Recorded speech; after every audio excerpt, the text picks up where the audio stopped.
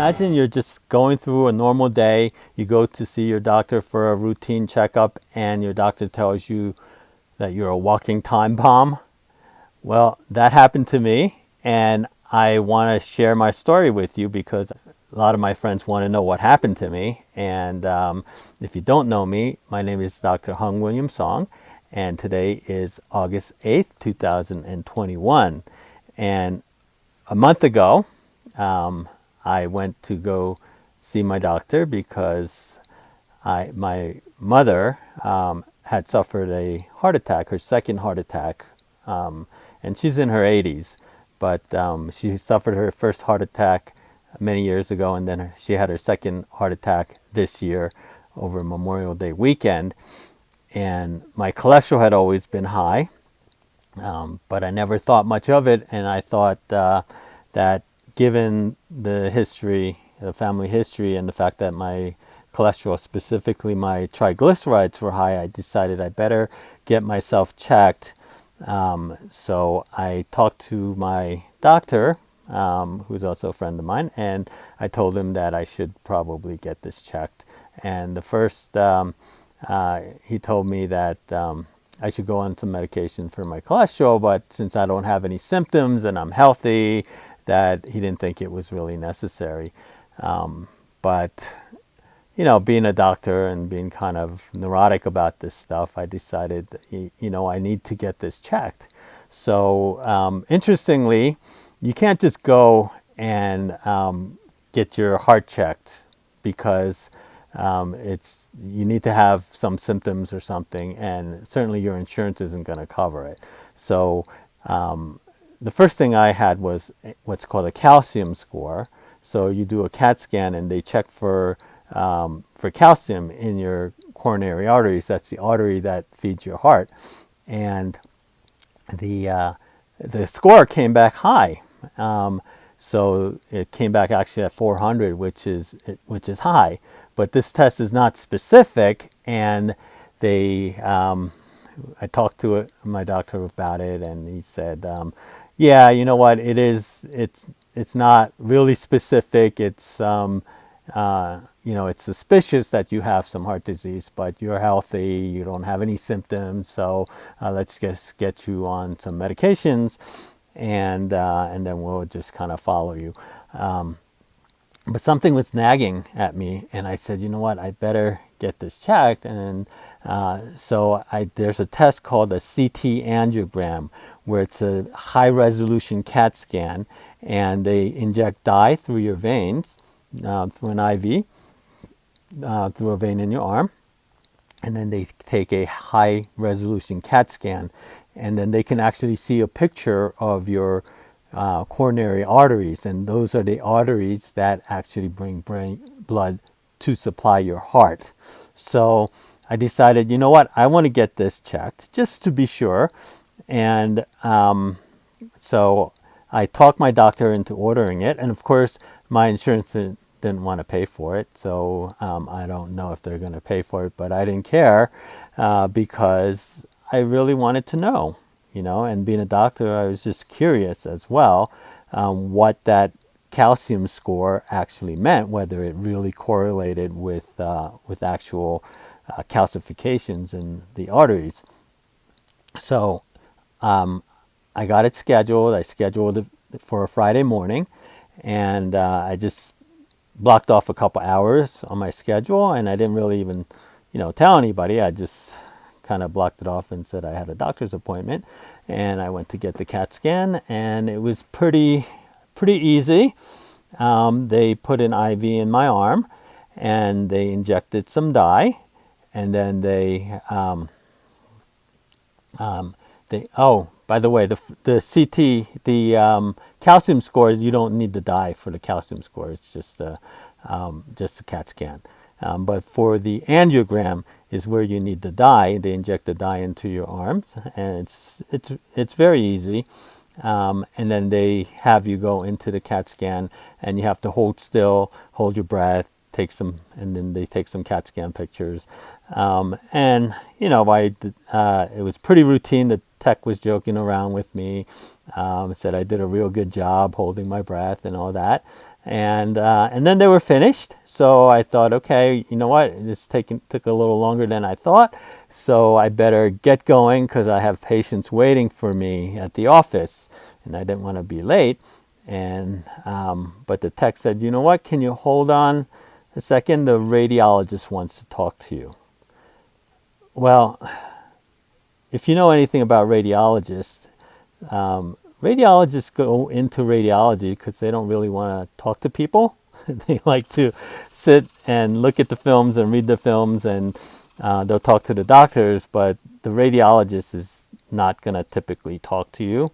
But being a doctor myself, I thought maybe the radiologist thought that it would be courtesy for him to just tell me what my findings are so that I don't have to wait a couple of days for them to send the report to my doctor and for my doctor to read that back to me. So at this point, I was like, okay, that's probably what he wants to do.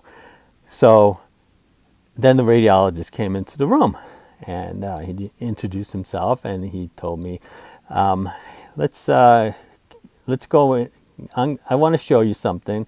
Can you come with me to the reading room? I'm just going to have somebody get a wheelchair for you. And I said, wheelchair? I can walk. I don't need a wheelchair. And he just said, just sit still for a minute, and I'll get someone for the wheelchair. And then somebody came in, and the technician actually said, I'll push him. And now I'm starting to wonder what is going on here, and I'm looking at the technician. She's not like smiling or joking anymore. It looked pretty serious, and the radiologist looked pretty serious. So I said, okay, tell me what's going on here. And he said, well, I want to show you. You're a doctor, so I want to, actually show you what I'm talking about. So come on, let's go. So they push me over to the reading room, and and then he shows me the CAT scan of my coronary arteries, and he's pointing out the images. He says, okay, well, this is the left main. This is the main artery that feeds your heart. See how it's nice and clean here. It's you can see the blood, the contrast where the blood goes, and then he said this is the right coronary, and then he said this is your LAD, left anterior descending. And I said, I don't see it. Where is it? And he says, exactly. And I looked at him and I was like, oh crap. Because the CAT scan shows the dye going through the artery, but the artery was so blocked off that there was no dye going through it. So you couldn't see the artery on the CAT scan. And he said, it's either totally occluded or it's got such little blood flow through it that the dye couldn't even get through. So we need to admit you. We need to send you to the emergency room, and we need to get one of the interventional cardiologists or to do an emergency angiogram and angioplasty, or you might even need open heart surgery. And at this point, I was kind of in shock. I couldn't even think. I'm like, no, this is a mistake. It can't be me. I don't have any symptoms. I don't have any chest pains. I'm not having shortness of breath. I feel fine. You probably have somebody else's results here. This isn't me. And, the radiologist said, yes, this is you. I was looking at it, just now, and there's no way that this is a mistake. And, at this point, I'm going through the 5 stages of grief here.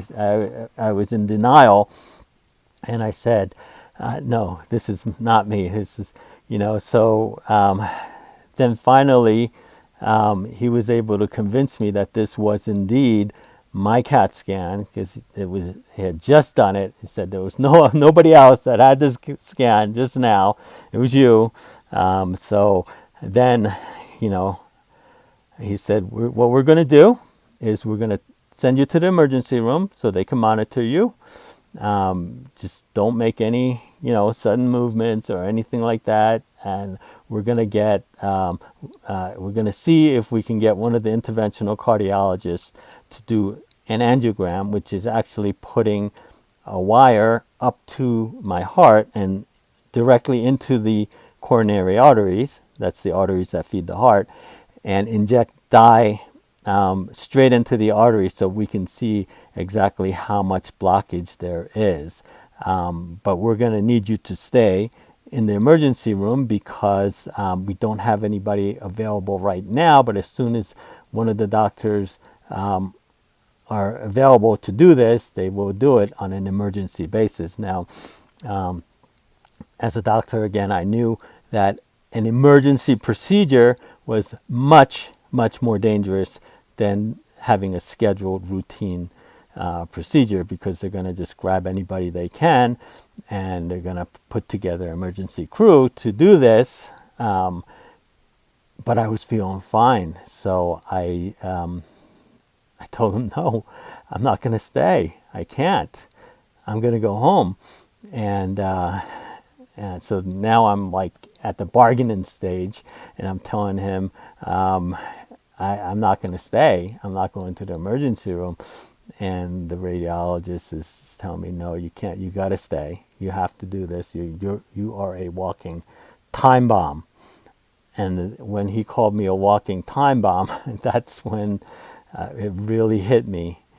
And I could just kind of see my life flashing before my eyes. I'm thinking about my family. I'm thinking about my business. I'm thinking about my staff. I'm thinking about, my kids. I'm thinking about everything. And I'm just, thinking this can't be happening. So I'm still not really convinced that I should stay. And so for the first guy he called wasn't available. Then he called and he said, listen, I'm going to call my friend Dr. Tayel, who is the head of interventional cardiology here at Valley Hospital. And I didn't know who he was. I haven't heard of him before. I've been practicing in Bergen County for over 20 years. And I'm actually on staff at Hackensack Hospital, so I knew the guys there. So I tried to reach one of the interventional cardiologists over at Hackensack, and I wasn't able to reach him. He was away. So then the radiologist got Dr. Tayel on the phone, and I spoke to him. And he was very calm, very reassuring, and he told me that that he could do this, but he wouldn't be able to do it probably until Monday morning at the earliest, because they had all kinds of cases backed up over the weekend, and they had some emergencies going on. But he agreed with the radiologist that I should go to the emergency room. And then he asked me some questions, and I told him I was not having any symptoms at all, and and that I felt fine and everything. And then he actually was able to look at the scans. The radiologist, his name was Dr. Gupta, who was also a very nice and caring doctor. He took pictures with his iPhone and sent it to him, and he's looking at it, and they told me. And then finally Dr. Tayel said, listen, you're not having symptoms, you're not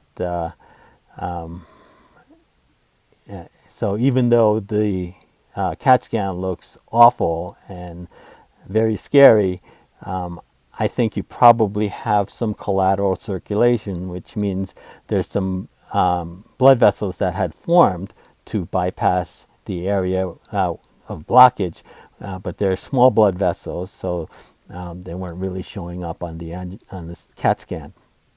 So he agreed to let me go home. He said, don't do anything strenuous, just take it very easy. If you have any kind of chest pains, shortness of breath, or anything like that, I need you to call 911 and get to the hospital immediately. But we'll schedule for Monday, and we'll do this, and we'll get you fixed up. So so finally they did discharge me, and let me go home. So I went out in the parking lot. I sat in my car, and I was still in shock. I didn't, this just seemed so surreal to me. I called my wife Stephanie and told her, and she said, "You're joking." Yeah, at first she thought, I was joking or something. I said, "Come on, I'm not going to joke about something like this."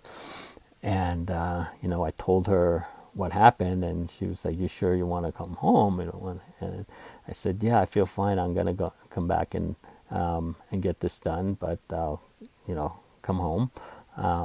So I next thing I did was I had to call my office, let them know I'm not going to be there the rest of the day, and I told my office manager what happened, and yeah, she was clearly in shock. She said, "You're one of the healthiest people I know. How can this be happening?" But and she said, "What should I tell the patients?" And I didn't know what to do at this point, because I was ashamed. I'm supposed to be the doctor. I'm a cosmetic doctor, and I'm helping people look better, feel better, and live a healthy lifestyle. And I have this life-threatening heart disease that I just couldn't believe that it was me who had it, and and I didn't want my patients to know. I didn't want my competitors to know, because I didn't want them to start like poaching staff. I have a great staff, and I didn't. If these are the crazy thoughts that are going through my mind. If my competitors knew, they're going to be start to like steal my staff away from me, and my patients might think that, oh, I'm not going to go to this guy. He might drop dead. And so those are the crazy things that are going through my head. But then I just told her, what, just tell them that I had a family emergency or something, and just and she said, "When should I reschedule them for?" And I said, just tell them, we'll call them to reschedule. So that's what I did. I went home, and the whole weekend I was just kind of watching, just reevaluating my whole life, trying to figure out what the next step was. And I'm talking to my wife and kids, and just telling them what happened, and we're trying to decide what the next step is. And this is not something that I had anticipated, anything like this happening. So at this point, I'm kind of going through the anger stage. I'm pissed off. I'm thinking, what? I live, I don't have the healthiest diet. I eat a lot of meat. I love meat, but I don't smoke. I mean, I drink very modestly. I watch my diet. I don't, I eat meat, but I eat my vegetables, and I keep my weight, reasonable. I mean, if you look at my BMI, it's still considered obese, but I don't look obese. And by that standard, like, everybody in this country is obese, because at the time I was like almost 180 and 5'7". The BMI chart says I should be 155, and even my wife, who's a dietitian, Stephanie, agreed with me that 155 would be just too thin. And so, anyway, this is going through my head. I'm angry. Like I'm the out of all my friends, I'm probably the healthiest one, and I'm thinking, and I'm the one who gets heart disease. Not that I want my friends to have it, but I just thought that, God, this is so unfair. Why am I the one that gets this heart disease?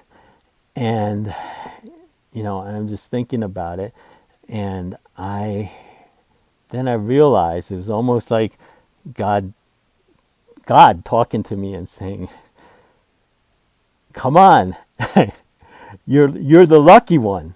You're not the unlucky one. You're the lucky one who got to see this. And you didn't have a heart attack. You did not have a heart attack. You saw this. You were able to do this and do something about it before you got sick. You're not sick. And I'm just kind of thinking, you know what? I'm not sick.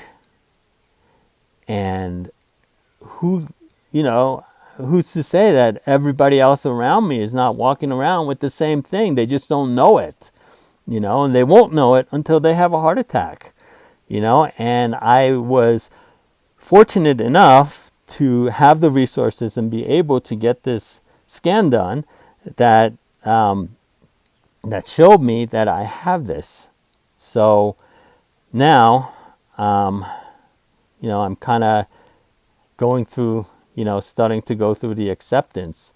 And, that's a big step, because up until that point, I was just feeling sorry for myself. And then I realized that, yeah, this is actually an opportunity, and I don't have to be ashamed of it. And I realized I'm not going to be ashamed of it. I'm going to tell people what happened to me, so that maybe it won't happen to them, to you. So that's why I'm telling this story. So here's what happened next. I went in and got the angiogram, okay? But because I'm not sick, what I really did not want to have any stents put into my heart. But I knew that this was something that they had to do to open it up. They had to put the stents in. The other alternative was for me to have bypass surgery, for them to actually take a vein from my leg or my chest somewhere, and then take it to bypass that artery, so that the blood can flow past it to the heart. So those were the choices that I was looking at. And so when we went in, he said that we're going to try to see if we can put some stents in. Okay, if we can't, we may have to send you to surgery. But what we'll do is, first thing we'll do is we'll take a look. We'll inject the dye and we'll see what's going on, and then we'll talk to you and we'll decide. Because we might be able to do this roto-rooter job where we may have to take this little mini rotary device and kind of scrape out the inside of those arteries and clean it out. If we did that, then you would not have to have open heart surgery, but there's a risk of little pieces flying off and you could get a stroke. And I knew that. And I did not want to have a stroke. I didn't want to be in the zipper club with open heart surgery either. But those were the choices that I had. But in any case, he said, we'll take a look and then we'll talk to you and we'll decide which route we're going to take. So I go in for the angiogram. They also, nowadays, they can go through your wrist or they can go through your groin. But because I do a lot of work with my hands, my cosmetic injectables and surgeries and liposuctions that I do require very delicate movements of my hand. So I didn't go through, I told them, don't go through my wrist. I don't want to risk losing the fine motor movement in my hand. So they went through my groin, and they put me under gentle sedation for that. And I didn't really remember anything. And what I did remember is them kind of, talking to me, but I was very incoherent. I didn't, I couldn't really get my words out. I couldn't speak. And then when I came to, Dr. Tayel was there, and he said, "Listen, we couldn't get the wire through the artery because it was so clogged up. Okay, we couldn't get the wire through the artery, so we couldn't do the angioplasty. We couldn't get the stent in there because it was too narrow. Okay, the artery was too narrow for them to even pass a wire through. It was just like a little tiny string, and so they couldn't put the stents in. And they couldn't wake me up enough to get my consent to do the roto-rooter job either. But he said, given the situation, the good news is that doesn't look like you need to have open heart surgery. We can open it up with the roto-rooter, and we can do that. But we already put like too much dye in, and so what we're going to do is we're going to schedule you, because we did find some collateral circulation, which means they did find some blood flow that kind of bypassed. Little arteries had formed around the blockage to bypass that blockage, but that was not enough to supply my heart for good. And if any of those little arteries went, then I could have a sudden heart attack.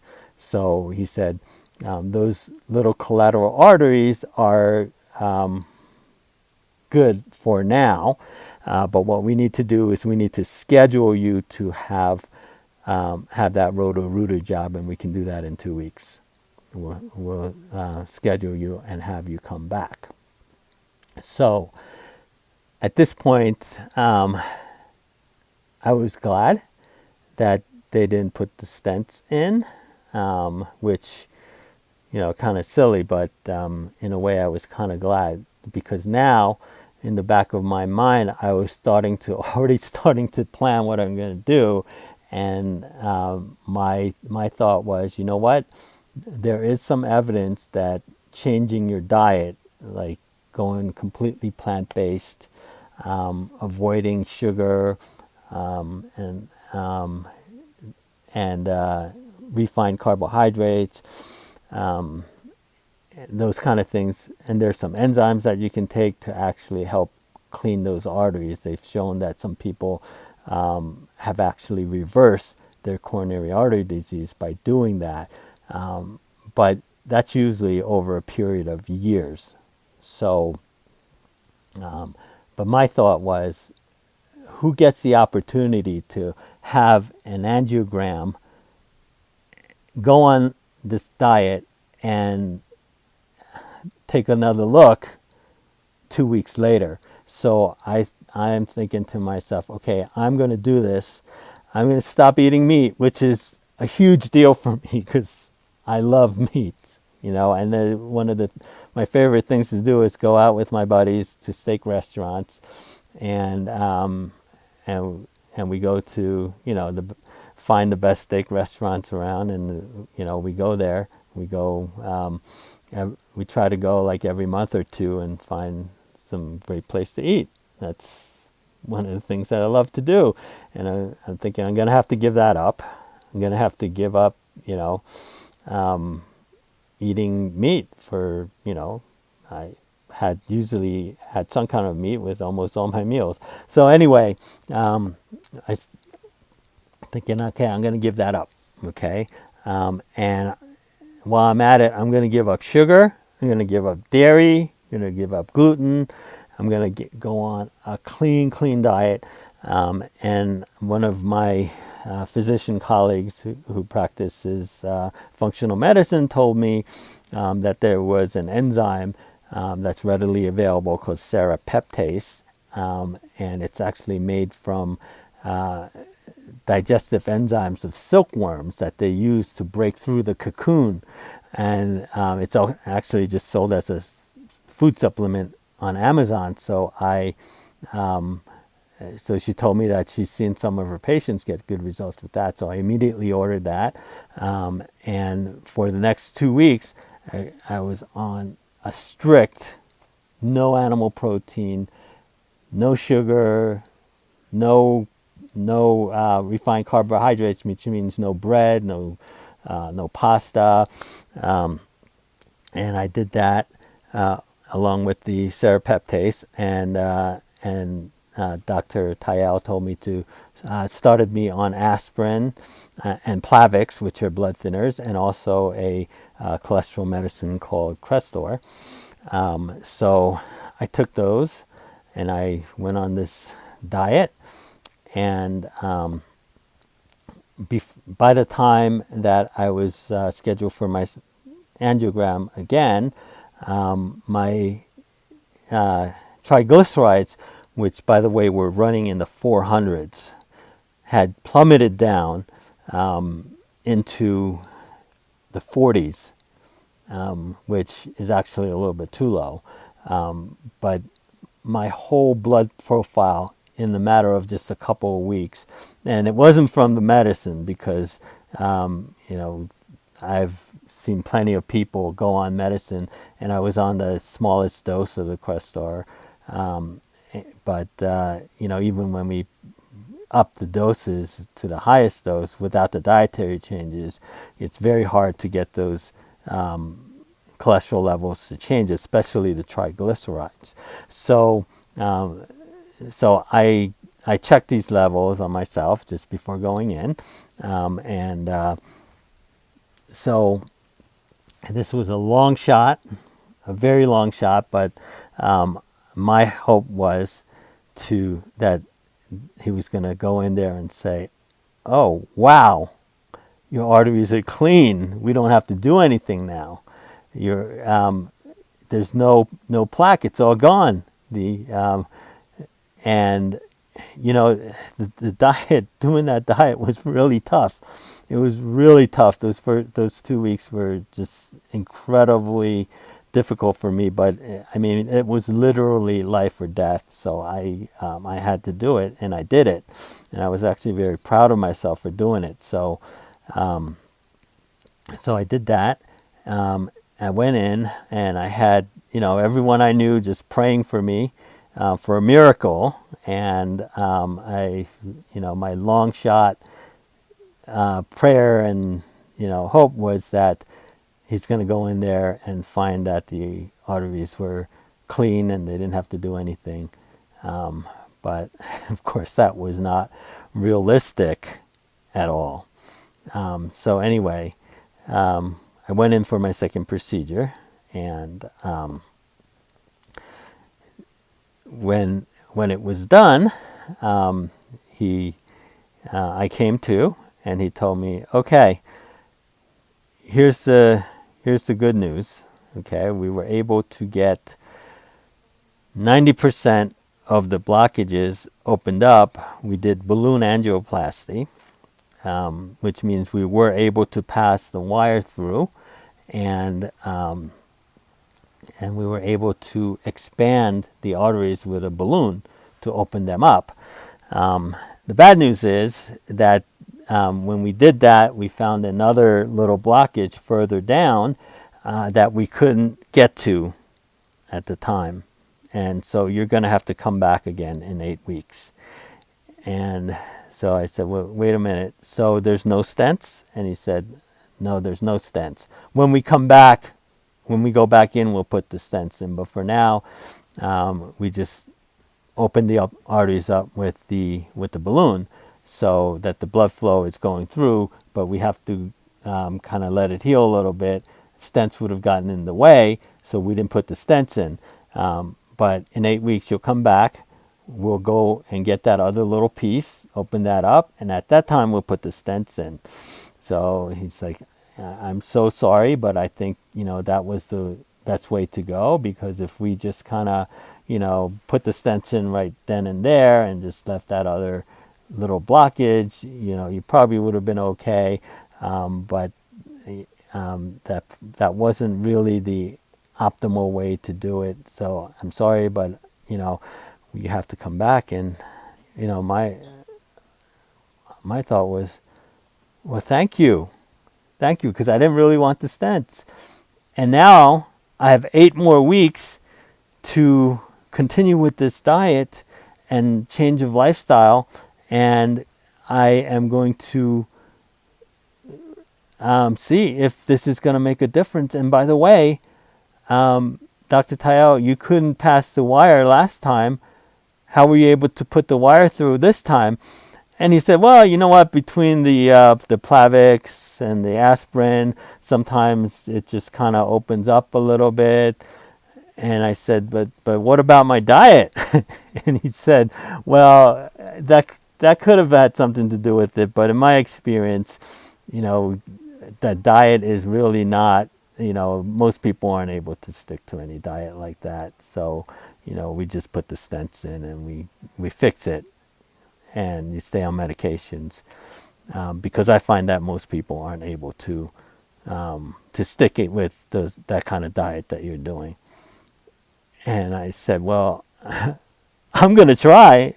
Not only am I going to try, I'm going to do it, because this is a turning point in my life. I'm going to change my lifestyle, and I actually feel great.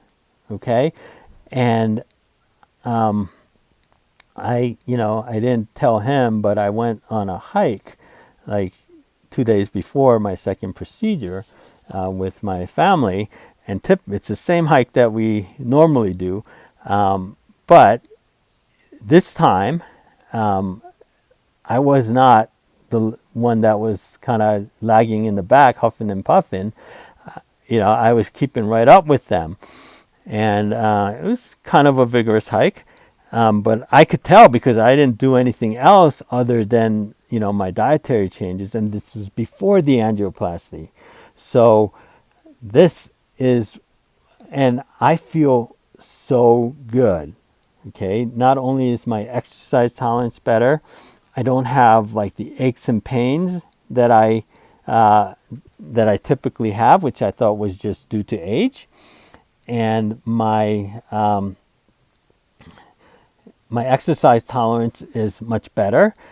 My mind is clearer, and I lost my belly. So now I'm actually feeling so good, and I'm not craving the meat anymore. So it's been over a month now, and I'm able to do this plant-based diet, and I'm going to continue it. And so what I'm going to do now is to get my friends, my patients, my family. I'm going to get people on board of this, because this, I didn't think that I could ever do this. I've tried multiple times. I've watched that Netflix show documentary called The Game Changers, and if you haven't seen it, I would really recommend that you see it, because it's very inspiring. There's also a book by Dr. Stephen Guntry called The Longevity Paradox, and these are just things that I thought that I could never do, and now I'm over a month into this diet and I feel awesome. So this is why I'm making this video, for a couple of reasons. I wanted to just tell everybody what I'm doing. I'm not going to, be ashamed of what happened to me, because at this point, I think that's probably one of the best, ironically, the best thing that's happened to me, because up until now, I felt my body just slowly declining. But now I feel that, I'm reversing this aging process. And that's actually the motto of my business, age backwards. That's what we do cosmetically. So I can I can, I think I can help in the process of helping myself. I think I can help a lot of other people too. And hey, realistically, most of you are probably not going to be able to do this, okay? But I am a cosmetic surgeon, so if you can't lose the weight, I can always do liposuction on you. So anyway, but I'd love to help you do what I'm doing. So if you are in any way interested, just continue and we'll tell you how I'm going to help you get involved in this. Thanks for listening, and God bless you. So if you want to get involved in this, all you have to do is click on the link below or go to Club 1PC. That's Club 1PC for Club 1%. And when you go to that site, we'll give you details on exactly how to get involved. It's real easy. So do that now, club1pc.com. We'll see you on the other side.